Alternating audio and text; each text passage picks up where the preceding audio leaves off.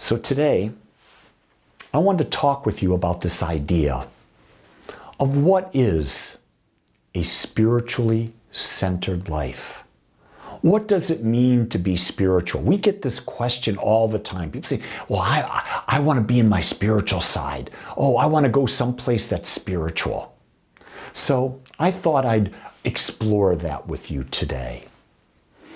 To live as a spiritually centered being is to continually attempt to feel and know that the divine is in all places and all situations.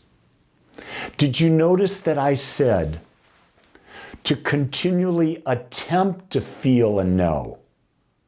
Because I've discerned it's impossible with a body and with an ego that you're going to always be in a state of awareness where you know the divine is in all situations and places. It's impossible. You can't do it. But yet when you break it down, when you really look at everything in the universe, you say, well, wait, all there is energy. Energy can't be created or destroyed. And energy takes shape by how we are, through our level of awareness.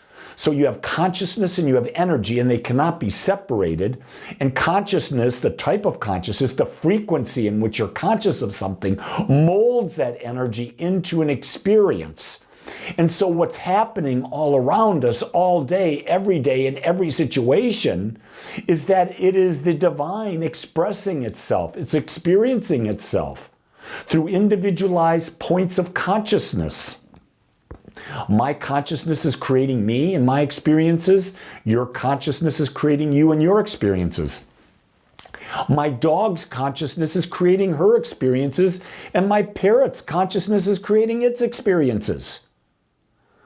Because the divine is in everything. Because if you think about it, we talk about the idea that this idea of the infinite divine mind, infinite consciousness, even use the word God, but it's not a being, it's an infinite power and presence. There's nothing that can be not it, simply because of the definition of infinite. And if you can embody that idea of the infinite, then you understand it's everywhere. It's in everything. It is everything. And everything is expressing as it. When we understand that thought and effect cannot be separated, we understand that the power to change any situation is for us to direct our thoughts to be in alignment with what we want. This is a big statement, but I want to go over it and see if we can bring some clarity to it. Thought and effect, cause and effect.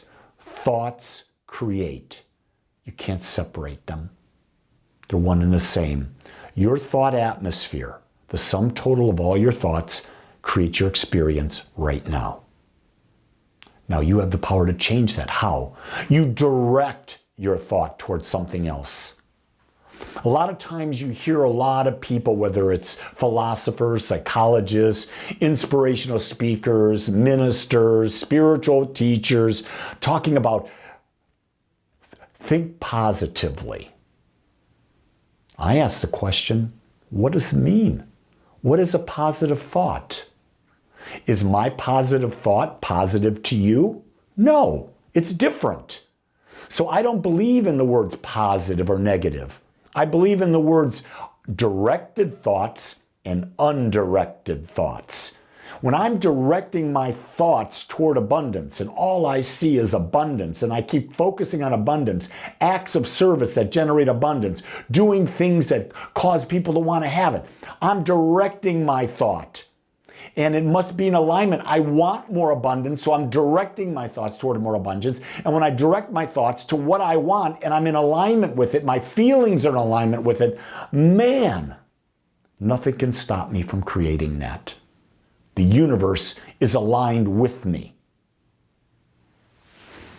We cannot be separated from the power that creates. We cannot be separated from the law of cause and effect. We're using it every moment of every day, of our lives. So what you're not liking that you're experiencing is a product of your thought. It's just that simple. Our ability to consciously create is only realized when we know intellectually and emotionally that there's nothing in the universe we need to be afraid of. Do you notice how I said intellectually and emotionally? We may understand intellectually that there's no death, that we simply move into a different realm of life, a different vibration, maybe a different plane of existence. Intellectually, you may understand it, but do you understand it emotionally? You see, we have to align our emotions and our thoughts, align our emotions and our intellect, and understand that in reality, fear is simply the belief in separation, the belief that we're not one with the infinite, the belief that we're alone.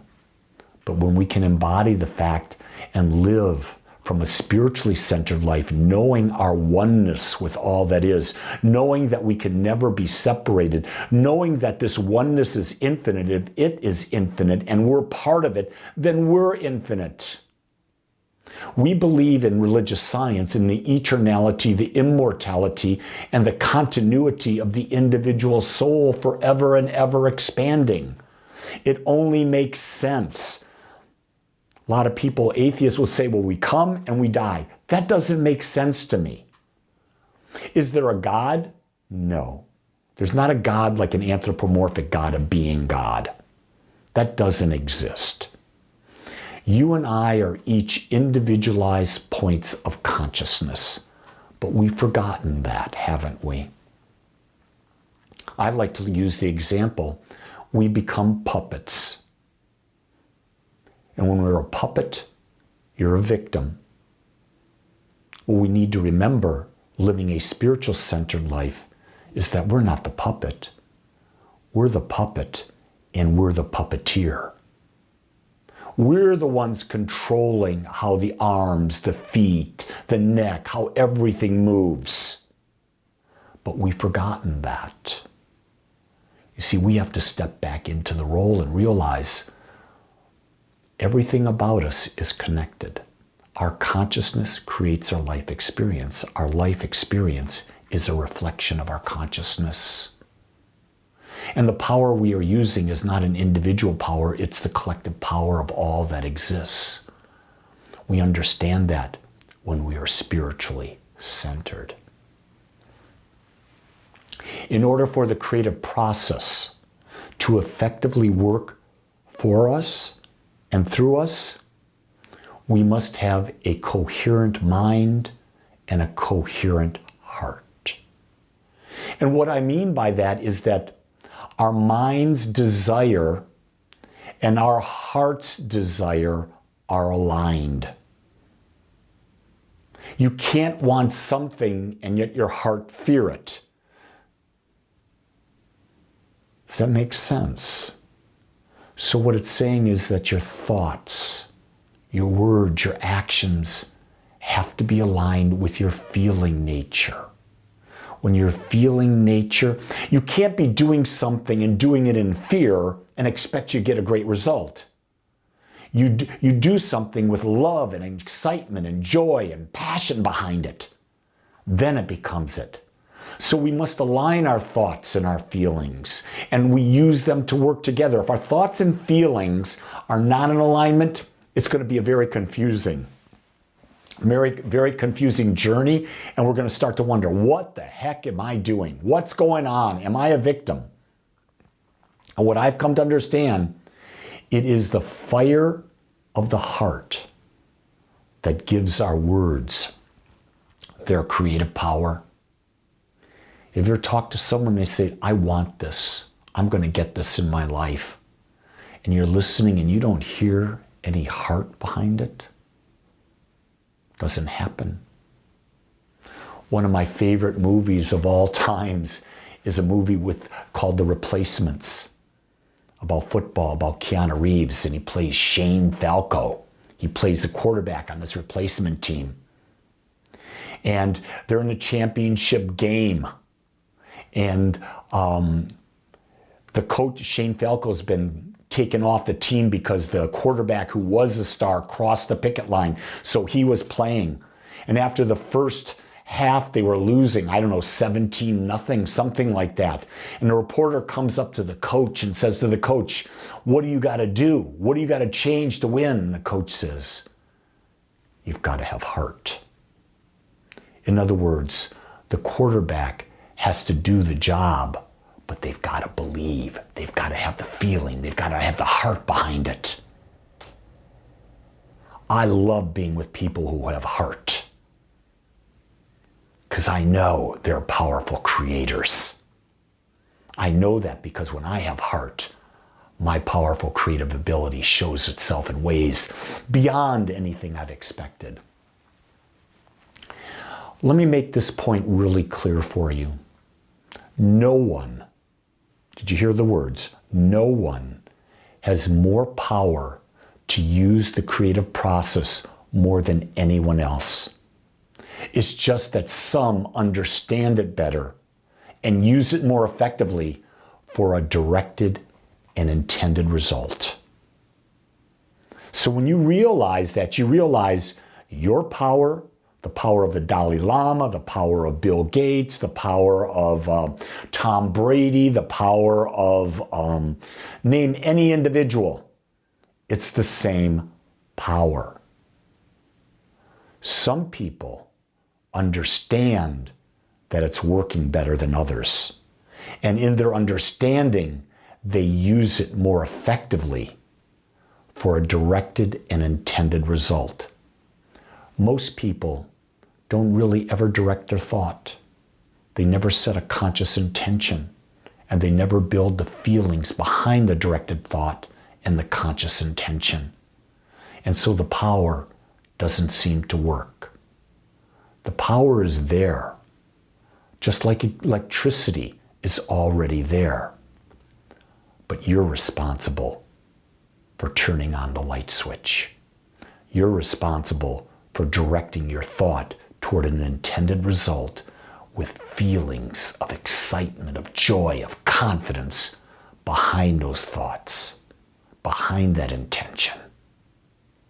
The key thing to remember, and remember this in every situation, the power you are seeking is in you. It's always been there. That's the greatest secret that most people have yet to realize. Find it, use it, prove it, and you will become and live a spiritually centered life.